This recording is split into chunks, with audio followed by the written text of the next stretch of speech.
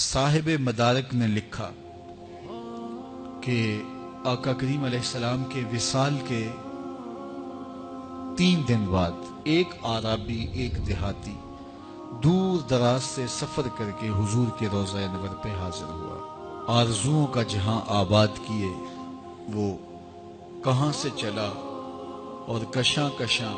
سفر کرتا ہوا یہاں آ پہنچا۔ شہر مدینہ میں پہنچتے ہی کسی نے اسے بتایا کہ حضور تو رحلت فرما گئے، تو وہ بہت زیادہ صدمے سے دوچار ہوا، اور اس کی کیفیت یہ تھی کہ وہ حضور کی قبر انور پہ آ گیا اور قبر انور کی مٹی لے کر کے اپنے سر پہ ڈالتا ہے اور ساتھ روتا ہے،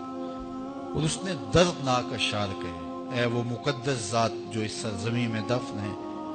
میں آپ کی بارگاہ میں معافی مانگنے آیا ہوں۔ تو وہ یہ عرض کرتا ہوا روتا ہوا وہاں فریاد کر رہا تھا کہ میں تو معافی کے بغیر جاؤں گا نہیں۔ تو صاحب مدارک نے لکھا ہے: فنودیا من القبر انہ قد غفر لک،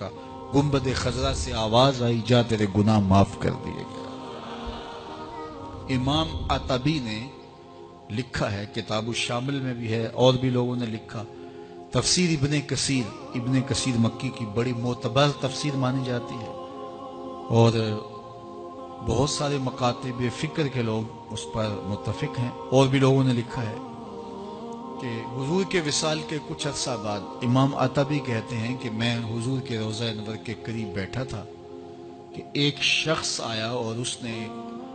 حضور کی بارگاہ میں گناہوں کی بخشش اور مغفرت کا سوال کیا، اور اتنی ضد کی کہ جس طرح کوئی اڑی کر جاتا ہے تو اس طرح وہ بہت زیادہ ضد کرتا تھا اور بار بار کہتا تھا: یہ تو مستغفرا لذنبی، میں اپنے گناہوں کی بخشش و مغفرت کے لیے آیا ہوں اور اس کے بغیر نہیں جاؤں گا۔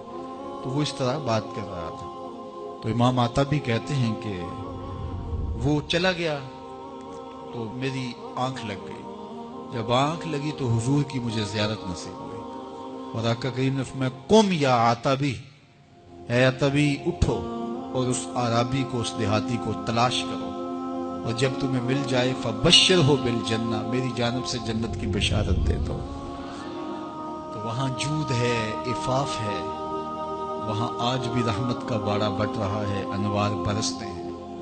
اور جو وہاں جاتا ہے وہ حضور کی بارگاہ میں جو عرض کرتا ہے آنے والے کی فریاد سن